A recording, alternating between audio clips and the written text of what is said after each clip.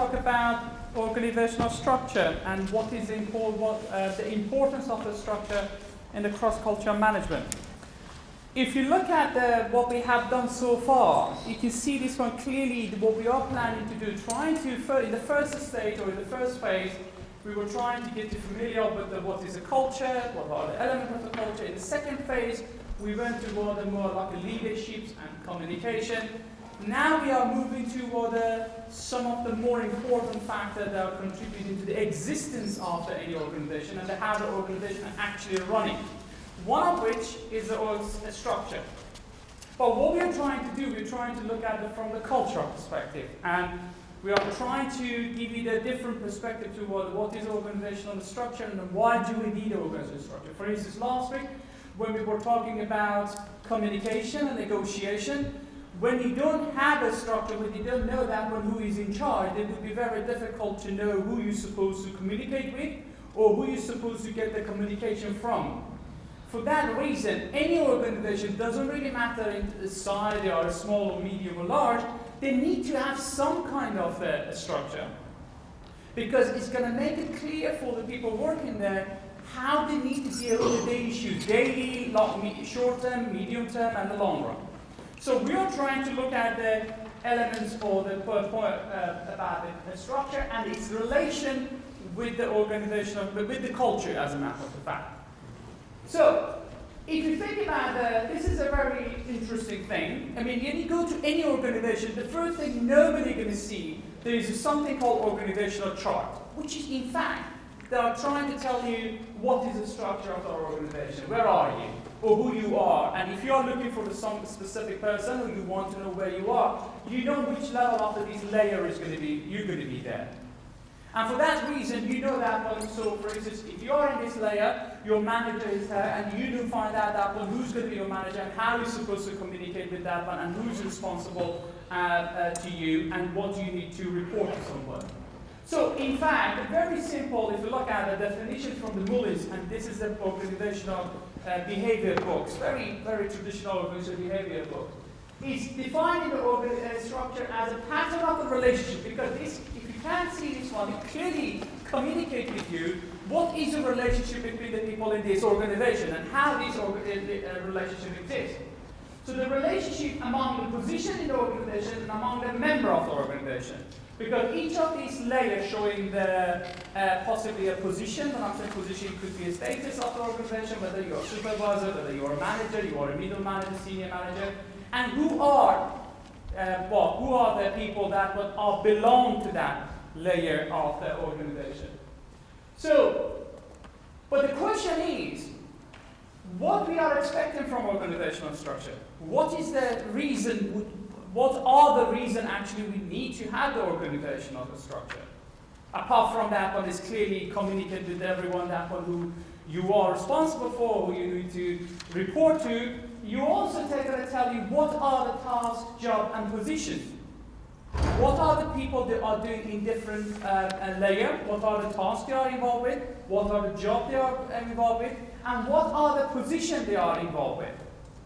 Also, it's going to tell you about the limitation of the responsibility.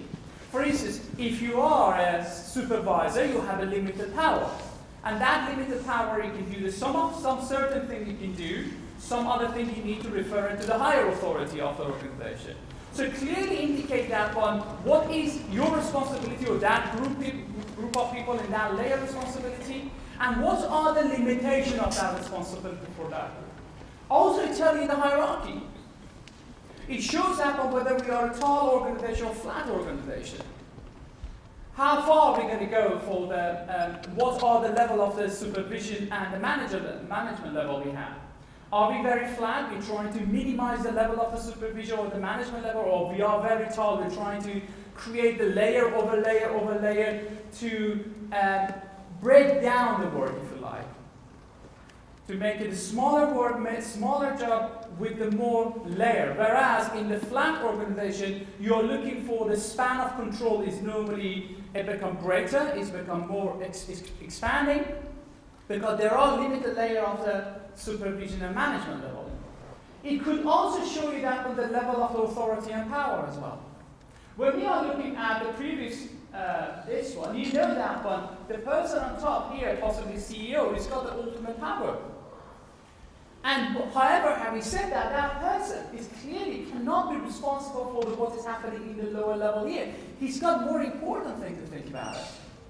He doesn't need to be involved in the lower level involvement or the activities of the everyday. For instance, a store manager of any of these big retail companies, they don't need to know that what is happening in the shop floor. For instance, whether this item is going to be expired in 2 days, do we need to reduce this one by 50% or by 10%? It's not their involvement. There is no need for them. There are other group of the people, like this layer, which will delegate the work of the power to them so they can decide.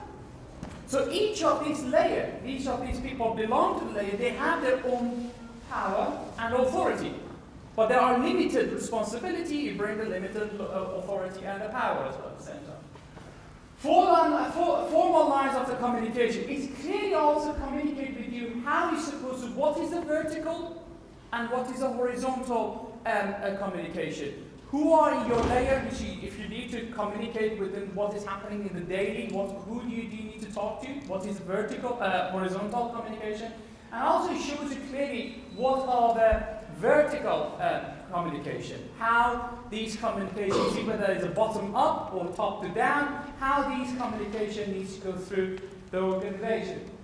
So when we understand that this is what we are talking about, the organizational structure defined. We are defining organizational structure based on the responsibility, based on the task, based on the hierarchy, based on the power or authority, and based on the formal communication. So based on that, normally, I'm not saying these are the only one, there are 3 types of the organizational structure you can see in every organization.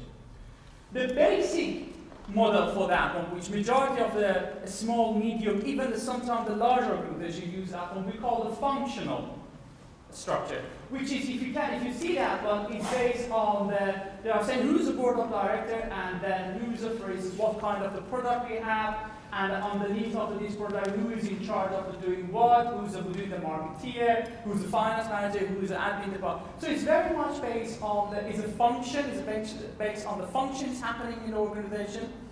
And it shows that on the top hierarchy and the type of the hierarchy we are looking at, whether it's a very high, tall or is a very flat organization. The second type of structure we have, we call it geographic location.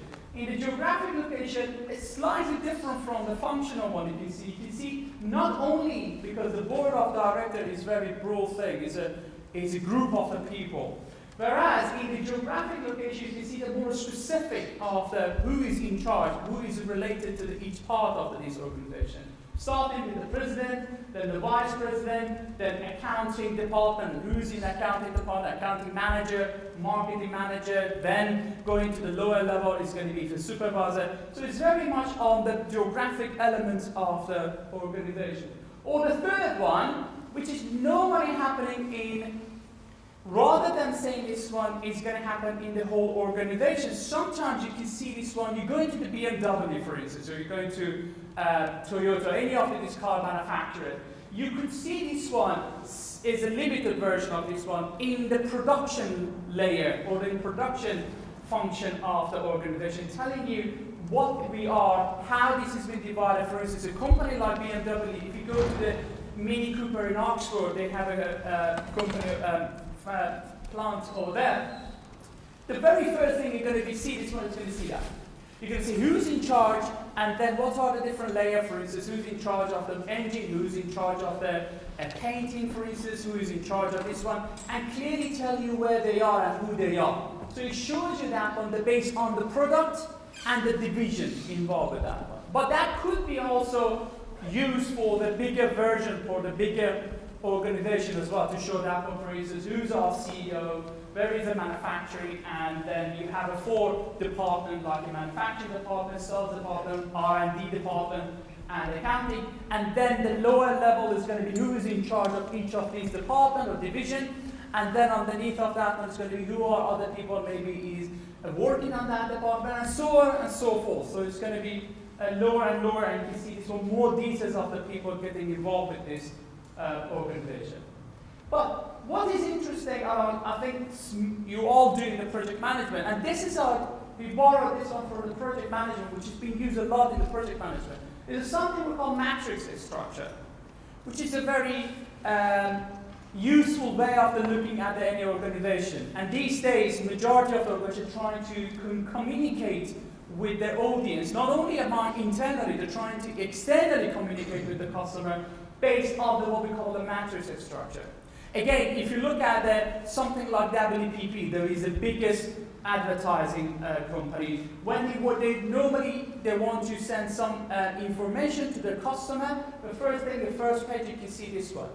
So they tell you that one, for instance, if you are advertising for the retail, the company which you are giving advertising for the WPP for you. So they're going to tell you who is the general manager of that one, what are the projects involved with this company, the project related to you, not all the project of course, because you may have several projects with them, and they're going to tell you who is in charge of the production, who is in charge of the finance, who is in charge of the marketing. So it's a clear matrix on that one. So if you are planning to talk to someone in the finance department, you don't need to go and search for it, give you exactly the details of the person and who they are and who he or she is, and give a direction of how to get there.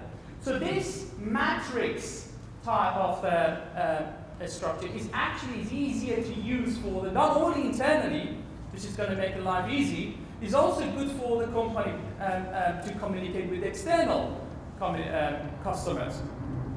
And as I said, it's been majority of the big organizations start using this one, not only communicating internally, trying to communicate with their basically their customers. But what we haven't discussed, or what we haven't said anything about it as of yet, is that what are the factors pushing the manager to decide on the structure, or the people who are in charge of the organization decide about the structure? How did this structure be created? Whether we're going to go with the tall organization, or we're going to go with the flat organization, or whether we're going to go with the so many layers of the supervision or the manager, or we're going to go with the lower level, there are factors involved with that. There are not just creating with chance, there are the level of analysis we do. There's some factors are just right. These are not the only factor, but these are the most important factors. They're going to have an impact on the decision on how we're going to design our structure. One of them is the size. Could be one of the most important ones. If you are a small organization, you have a limited number of the people working for you. There is no point of having a very tall organization trying to bring the layer on layer. There is no need for that. Having said that, if you are a very, very big organization, trying to be very flat also is going to be very difficult, because you're going to expand in this span of control. You're going to give the larger number of the people for other people to manage them. And probably that's going to create some kind of a conflict, because the more people you need to manage, there's going to be more conflict among them going to happen. So the most important element of any organization deciding, or any managers or the people that are working in an organization, on what's going to be the structure of the organization is the size. Then the second thing is the business environment. What is our environment? We talked about the culture so far. I mean, we spent so much time to explain what is a culture. But remember that, but there is something we call the business environment, which could be related. Some people could say this one is related to the business climate or the organizational climate. Organizational climate is not the same as organizational culture. This is a common mistake. Even among the academic, they think this one, the organizational climate, is the same as organizational culture. It's not. So we need to understand the environment. The environment includes a lot of things you need to do. Sometimes you need to do SWOT analysis. Sometimes you do the PESTEL analysis to understand what is a business environment. Then what is the nature of the business? What we are doing?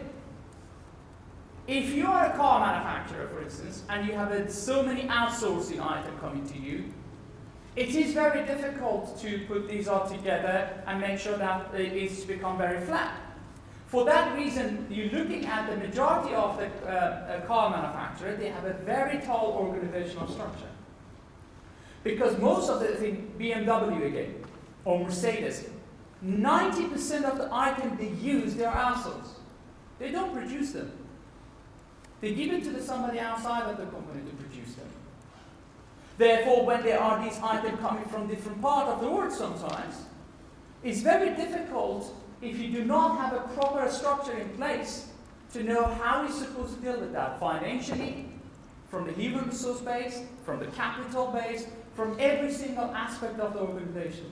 So it is very important. But on the other hand, if you are in the what we call the primary sector of the tree cutter company, the company is only cutting the trees.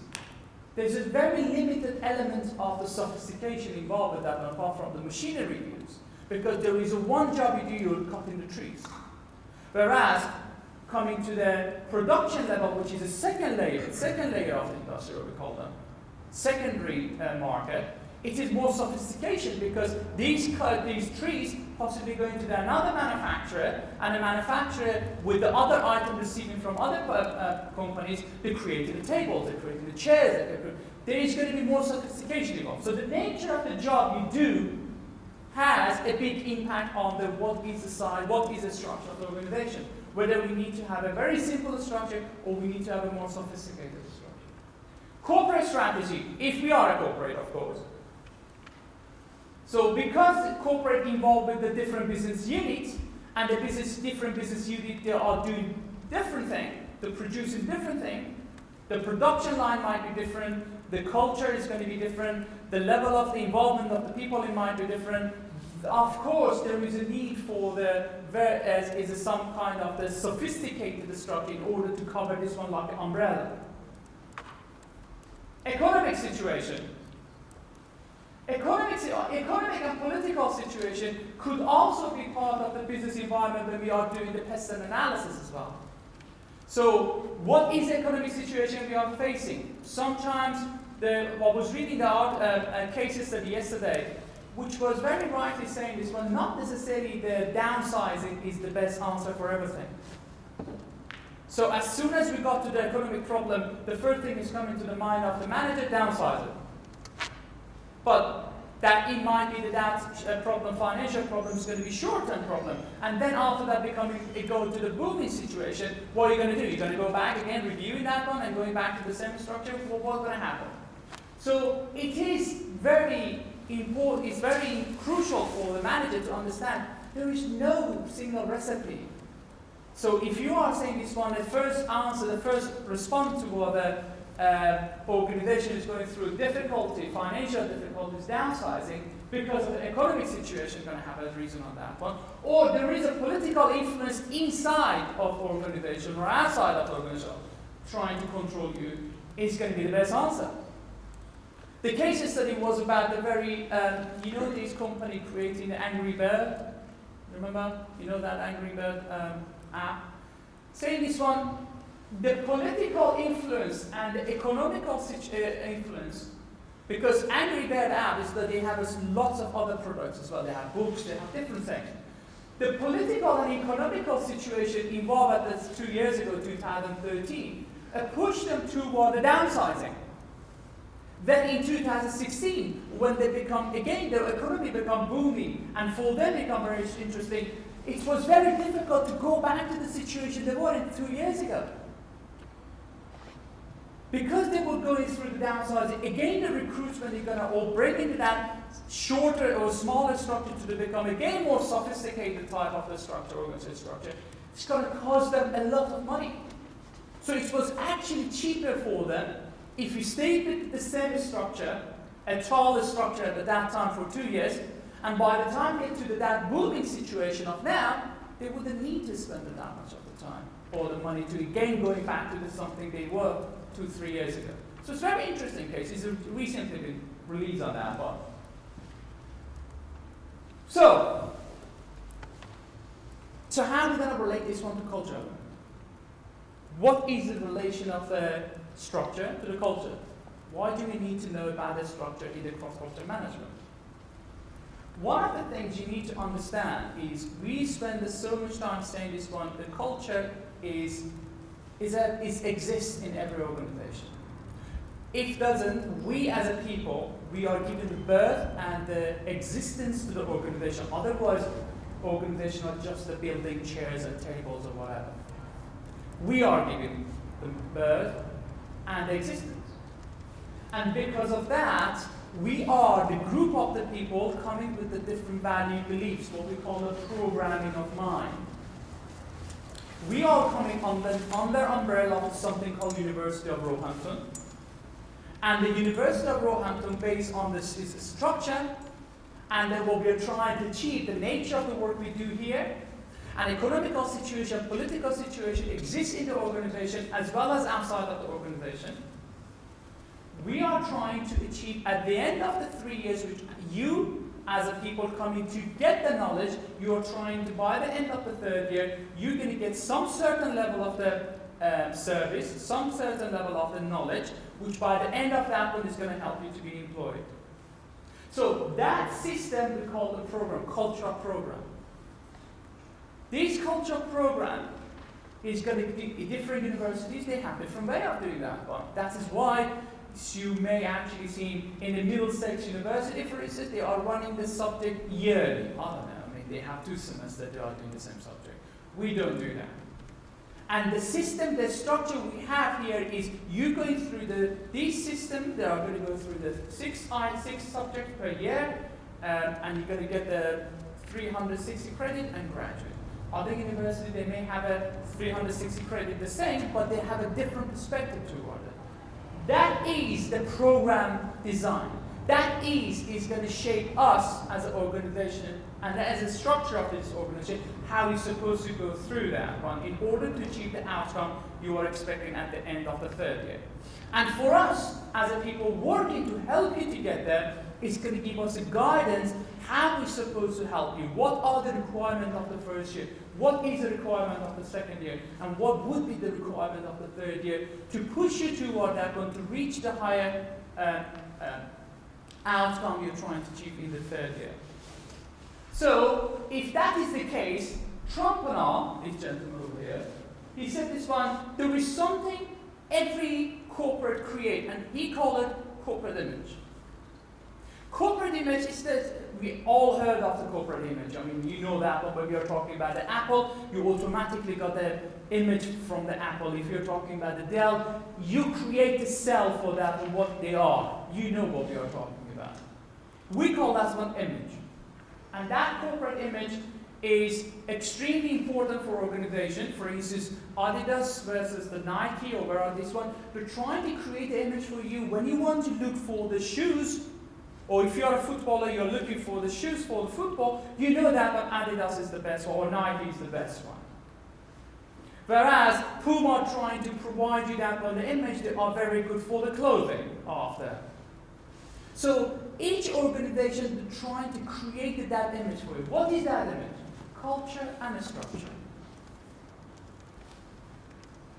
That image, not necessarily trying to communicate it with the people outside, they're trying to communicate it with the people joining them as well as employees. Coca-Cola versus Pepsi.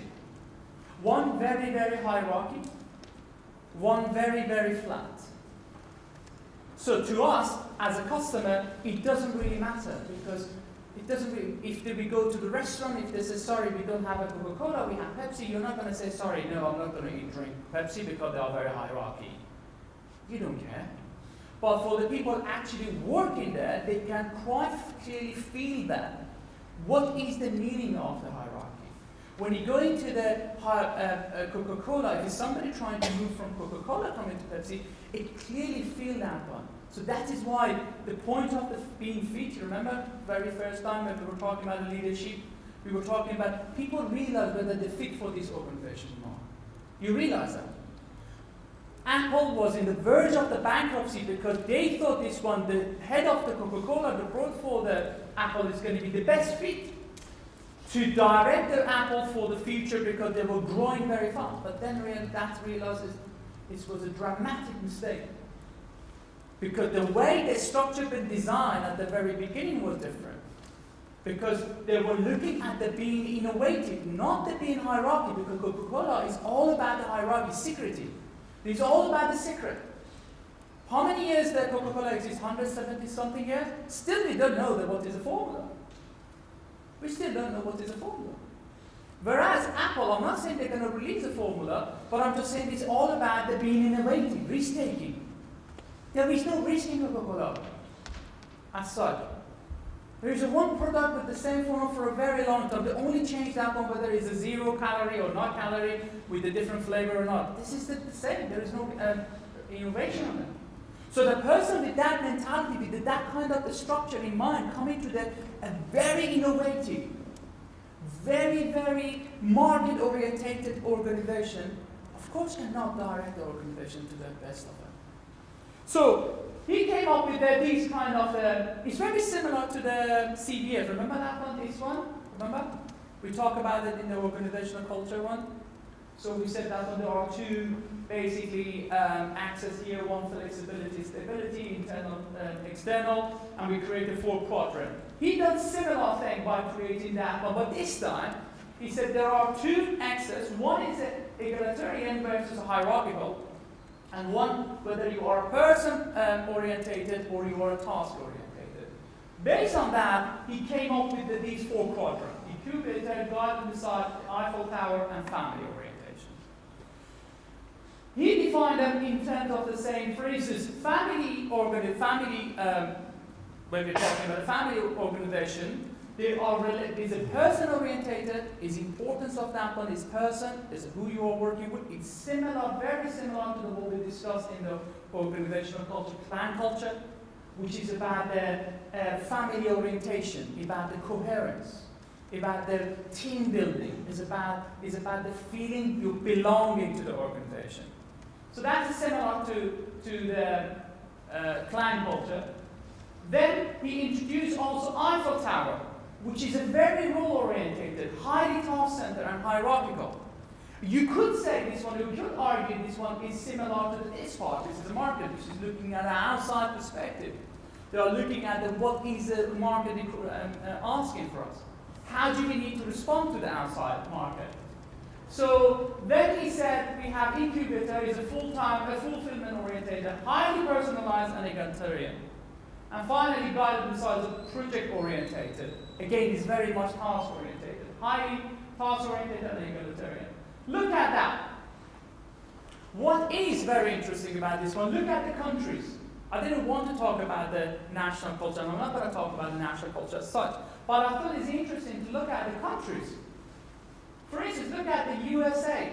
USA is very much in the guide and decide one. What is the element of the guide and decide one? Project-orientated, highly task-orientated, and egalitarian. Whereas you come into the D side, like very much those countries apart from Belgium, which they have high power distance comparatively, India, Japan, Spain. These are the high power distance. Whereas there, you can see this one guided beside are very much are the low power distance countries involved with that. In the middle, you can see that almost all the Scandinavian as well there. So Sweden, Switzerland, Denmark is going to be there. So it's almost all the Scandinavian, which they are very famous of being very low power distance and being very feminine. On the other side, here you can see this one Eiffel Tower. Surprisingly, you can see this one Germany and France are belong to this part. Whereas in the exercise we've done before, we talked about that France has got one of the highest power distance index in Europe. It's actually the most highest score of the power distance in Europe is belong to France. And we look at how the team working and the leadership working into these 2 countries. Germany was trying to be equal, trying to picture things, trying to make sure that was the planet and then executed. Whereas in France, as you could have remember that one, the very first thing is you should remember that one from that video. The guy was from the French guy was standing up to show who is in charge. I am in charge. He was ordering different people do that one, do this one. So he was saying he was trying to practice his authority over them. Whereas the German leader, you could see this one. He was not trying to do that. If he didn't know who is the man, who is the leader, they were sitting around the table and they're talking about how they're going to get this project done. But surprisingly, they both are going to be on the Eiffel Tower, which basically means role-orientated, highly task-centered, and hierarchy. Which is, in fact, is true. Although the leadership style and the team working is different, but they are hierarchical. They are that one of the elements that exist in both countries is the being hierarchy. So when we are talking about a structure, you can easily relate it to what we discussed on the organizational culture based on the CBF. And that is a very important element for you guys in your assignment to think about it, because one of the elements we want you to look at, if you're going to look at the structure, if you're going to look at it related to the one of the issues, or a couple of issues exist in the case study about the structure, it would be very good for you to first analyze it culturally based on the CBF, and by looking at what we discussed here from what Trump and I explained, you could match these two together. And it's going to be a very nice way of defining and solving the problem, if there is a problem involved in that one. But there is also a very famous Mintzberg idea of the structure. He came up with a different type of the structure and said this one, the companies can go through different type of the structure, one of which is a simple model. Very simple, it's very flexible, it's a leader-oriented, there is a person in charge. It's like a web, if you remember, like Handy we were talking about, it's like a web, there's a centralization is very. It's a small organization, the normally small organization going through that one. So maybe is the family businesses, is the business just startup businesses, we've got the very limited people involved with that one, and there is no need of the rules and regulations, there is a need of the being involved, being part of them, being feet for the organization, being family orientated. So the leaders normally make the most of the decision, he's in charge, he's in charge of operation, he's in charge of almost everything. But in a very friendly way, because he doesn't want to make sure that they're going to lose the people working for him lose the confidence on him. On the other hand, he also said this one, we have a bureaucratic type of the model as well. The bureaucratic model is normally opposite of what we said about the simple model. It is applicable for the large organization. But I'm saying the large organization, it does work when you are moving from the very small organization with the 10, 15 people, all of a sudden moving to 1,000 and 1,000 people, then it would be very difficult to, you as a leader, for instance, if you're into a company every day, to shake hands with everybody. Whereas if you were, when you were a small organization with 10, 15 people, you may actually know them very well, you may actually go out with them, socialize with them, but when you are becoming a large organization, you may not. You may not know people at all. For that reason, you need to have some kind of the bureaucratic element involved with that, because you want to get the task done. For you as a manager, it's important to make sure you are achieving what is organizational goal. It's set by the board of directors possibly. And if you want to do that, it's very difficult to have an attitude toward if you had toward a small organization. So it's going to be very much emphasis on an efficiency, like a Weberian thing, like a Ford, like it's what we're going to do to get the maximum efficiency out of our work. They are emphasizing either for inflexibility, whereas in the small, simple model, it's all about the flexibility. You are trying to deal with the different battle at the same time, but here, there is a set of the rules. We are very much inflexible. Because flexibility could create a different situation, which is eventually going to get out of hand of the organization to deal with them. High level of the centralization. Here we have a high level of the centralization because if you note, there is a very difficult to know what is a chain of command. How are we going to decide and how are we going to get this something done and what we're going to talk about. Also, high level of the labor division. So people in the large organization, they are in charge of the small thing to do. If you go to the big company like producing this chair, you can see this one, somebody only put this handle on, somebody else put this back on, somebody put the legs on. There is no one person doing all these kind of things because they are believing the division of labor is going to increase the efficiency, and for larger organizations, the bureaucratic model, the most important element is to reach the effectiveness and efficiency, the highest efficiency. And it's a well-defined functional unit. Every unit's been designed very carefully, and there is a very clear aims and objective behind each of these units. And each of these units contributing to the units after them, which means it creating like a flow of the process from the raw material coming to organization to the very last thing, which is this item coming out of it and it's going to the market. That all these units been cooperating and communicating with each other very smoothly. That is why you need to be very careful on the maintenance of these kind of things.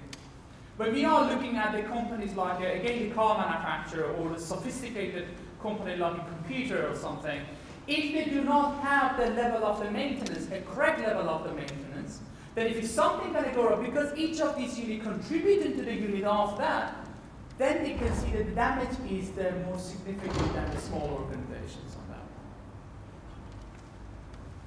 Then we have a professional model. In the professional model, they're all about the technical element of that one. What is the technical element? What is it? Is important what technology plays an important role. Something like sophisticated organization creating, I don't know, is like Airbus, creating a very sophisticated item like an aeroplane, satellite, and these kind. This is based on the very high tech. If it's based on the very high tech, you are looking for the very educated people, very capable people to do that, to help you with that. You're also looking sometimes you're looking for the standard situation or the procedures need to go. I give the example of that is here as a smaller level is the universities. Although you think this one, what is the technical point of that one? But it is very technical. Not as I said, don't look at the business studies, for instance. Although I think this one business studies got the technicality on that one. For instance, we teach you some of the software. For instance, in accountancy, we teach you how to do the accounting. In the cross-culture management, some of the tools we already exposed you to were that, but they are very sophisticated. Consultancy company charging it £1,000 and £1,000 to go and do this kind of thing for the organization. But imagine if it's in engineering department, they are doing a sophisticated thing. Accountancy is a very sophisticated thing. Hospital is very sophisticated. As I said, Airbus it could be very sophisticated. And all these is based on the person with the techniques, with the technology, with the professionalism of which is required, the highest level of the professionalism in order to achieve what the organization wants to achieve. Then we have a democracy model. Again, is a democracy model, if you remember, based on the organizational culture, advocacy culture. Advocacy generally means risk-taking. Advocacy generally means innovation. Advocacy means being able to stick your neck out and say, this one, I want to do something different. If that is the case, small organizations normally are very good at this kind of thing. All the big giants right now, like Apple, like a Dell, like a Microsoft, name them. All these organizations started very small. All these organizations started very few people. They just wanted to do something totally, entirely different. And they came up with the sophistication. They took the risk. So for that reason, you need to be very flexible. You need to be very innovative. You need to be very creative, as a matter of fact, on this kind of organization. And they are basically based on the high tech again.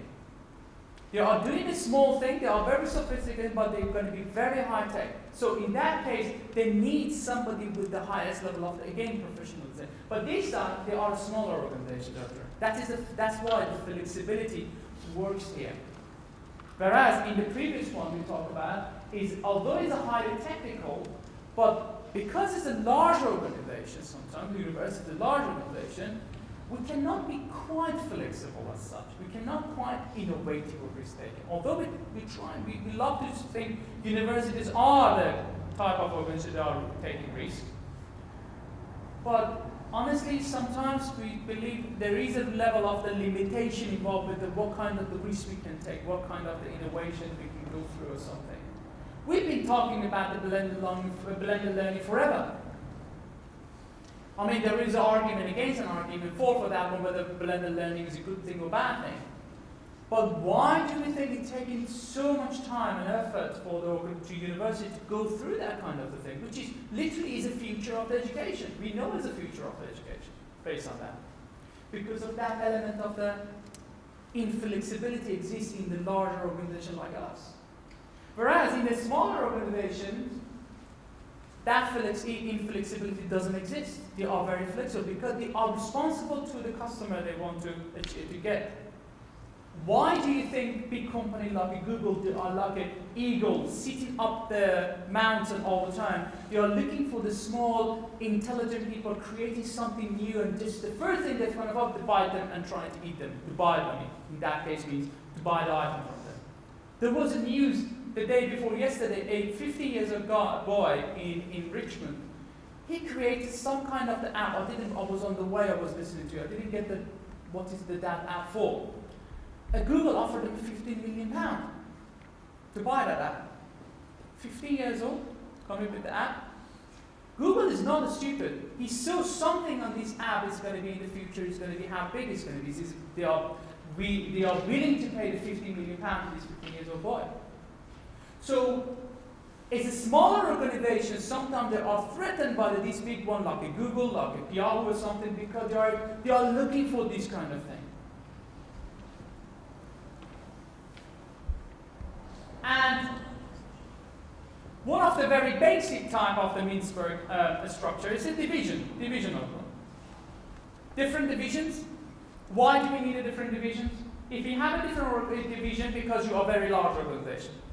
If you have a different division because you're producing an item which is required a different element to be put together in order to have the final item, like a car again.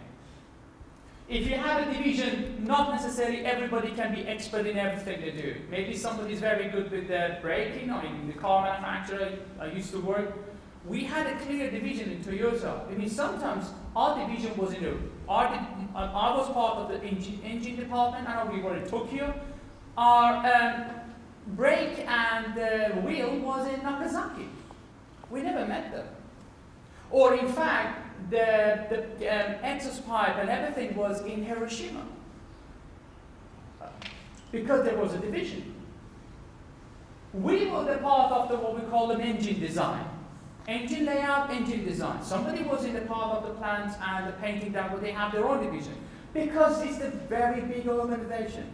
Because we are doing not only one type of the car, we do several different types of the car in Toyota and every other places. So you need the level of the division in order to do it, because I don't know anything about the brakes, but I know very well about how the engine works.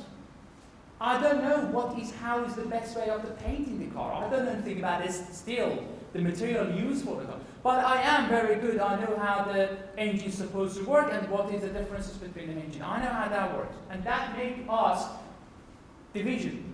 For that reason, we are very much decentralized.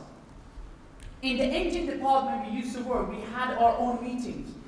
We had our own boss, and eventually sometime he will report into the head of the Toyota, as a matter of fact. But every decision was made among us, among that division of the engine, as long as it was alongside of what is the organizational goal, eventually what the Toyota, what we want to achieve. For instance, if they want a lower emission, so we were working toward that to bring that. But the decision was inside us, because accounting department, they didn't know what we are doing. Brake or steel department, they didn't know what we are doing because they were not experts. So the decision must be decentralized. Because you are professional on that area. Hofstede, as I said, I don't want to go through it, but I thought it's very interesting to look at it. We talked about the Hofstede, and we talk about the dimension of the national culture. Again, I want you to bring your attention to whatever we do in the cross-culture management, eventually down to this guy. When I said this guy means to the concept of the national culture. Whatever we do that one in the cross-culture management is somehow related to the national culture we're talking about. But in this case, I just wanted to show you that one, the comparison of uncertain avoidance with the power distance, the two very major elements of the Hofstede's work. If you look at this one, okay, from the strong to weak, from the uncertain avoidance on the vertical, and on the horizontal one we have from the small to the large power distance. You can see this one, countries like Great Britain and the USA are going to be among those organizations. They have a very small power distance and they have a very big uncertain avoidance. He called them village market. On the other hand, here, which is they have a very high power distance. France has got a very high power distance, and also it's got a very strong uncertainty avoidance. He called it pyramid of the people. Layer over layer, layer over layer, rules over rules. So it's a pyramid of the everything. Pyramid of the people, pyramid of the, if we are getting to the problem, just put the rules on that, but put the regulation there. The same thing, it's Italian they are doing this one. For the small thing in Italy, they find some rules and regulation exist. On the other hand, you can see that on the diagonal, you can see this one with the large power distance and the big uncertainty awareness. You can see the countries like Singapore, India, which are very much based on the family orientation. They are very much based on the collectivistic, being collectivistic. Family is everything. Family is part of everything. And as a result, the element of the trust is playing an extremely important role. When you are among your friends, among your family, the trust is there, therefore you become very collectivistic. You are opening toward everyone.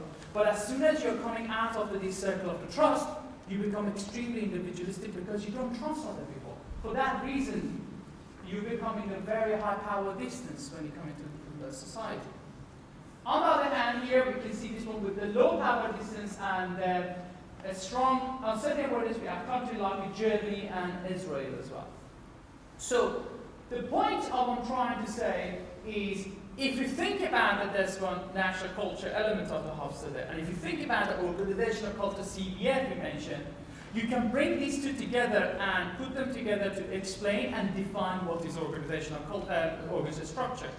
An organizational structure, it could be based on what is a market, what we're trying to achieve in the market, who we're trying to satisfy in the market, what is the influence of the government on this business, do we have any influence of the government, do we have any restriction of the government on our business or not, and finally, what is the educational system? You might be actually surprised at what is education got anything to do with that. It does. Because remember, education, the higher the level of the education becomes, the lower level of the power distance. These two, they have a negative correlation with each other. So the countries with the lower literacy, they have higher power distance. So education plays a big role on the element of the power distance, whether you accept the power differences and inequality of the power exists, or you don't do that. So this is another example from the combination of the national culture with the country. So France, again, we talk about France as a very high power. This is a very centralized hierarchy, reflects elite business education. So funny thing is, in UK, we keep asking the student to write in a simple way. Write simple sentences. We don't like the sophisticated simple. In France, one of the way of showing you are educated is supposed to write the sophisticated sentences. That's why the PhD dissertation here is 60,000, 70,000, there is 400,000, 250,000 words. Because the more you show that when you use a more sophisticated word that normal people they don't use, you show your sophistication based on that. Or you can see Germany, short hierarchy of authority linked with expertise. It's all about expertise. It's all about what is the task. That's why they are the best in almost everything they're producing. Because they put their expertise in place, they are very much wanted to know what is that the customer wants, what is the task, and they have a very low power distance through the system. You could see this one in the leadership, as I said, video again. Again, it was a very low, the opposite, unlike the French guy who was trying to do the showing their power, his authority. The other person didn't try at all. He was very trying to read, we're trying to look at how we can achieve the task. And that is a major difference between France and Germany. On the other hand, you have UK. In UK, we love to put the categories on the workers, divisions of the work, separation of the work, which is worked perfectly well in the UK culture, because you only say this one, I'm expert in this area, I don't know anything about that. Whereas in France or Spain, as a matter of the fact, everybody thinks they know everything. So I know about energy. Do you know about this? I know about the still. Or do you know about the brake? I know about it. So they know everything about everything. Whereas in UK, we're quite clearly and confident, quite easy for us to say, sorry, I don't know. I'm not expert in that area, I know only this part. Which in this one, it could actually show your weakness when you go into the high-powered business country. If you go to the Middle East, again, they said everybody wants to claim they know everything. So if somebody from UK goes, sorry, I only know that, but that is actually negative perspective toward you. They said, this guy he's not expert. They don't understand, we are basing our system on the function and basing ourselves here, the culture is based on the division. Whereas a country like France or the Middle East, then people, in order to show the sophistication, they need to show that they know everything about everything. And Finland is a very flat structure because they are very feminine countries. And the femininity in the countries, it means that much equality, first of all, and equality of life. So for that reason, they have a very flat structure with a limited hierarchy. So the final thing is, all these are I said so far, they exist for a very long time. We've been knowing them for a very, very long time. But what is nowadays are very predominant in the new 21st century, we are dealing with a different problem, we're dealing with the different issues and everything, multiculturalism, internationalization, not the localization, and these kind of things. Some of those doesn't give you the answer anymore. So we need to look for something that's going to be a good recipe, not the one recipe, it's a good recipes for giving you at least a chance to survive. These are the new ones we can say. One of them is a matrix structure. Matrix structure, which we're going to look at it today in the afternoon in the seminar, you're going to get familiar more with that. And I will show you in the class, in the seminar, how it directly could be related to your, basically to your assignment as well. Is one of the solutions is a very current structure we use. Most of the sophisticated, big organizations are trying to implement a matrix system because the matrix system is going to give them a flexibility of being able to move from the one side to another, rather than it being a simple model or being a professional model or being, being a high-tech model.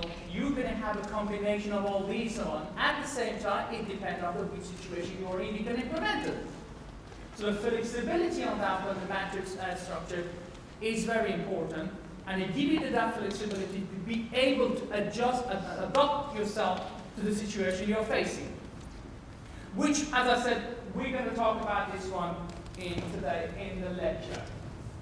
Okay. Conclusion?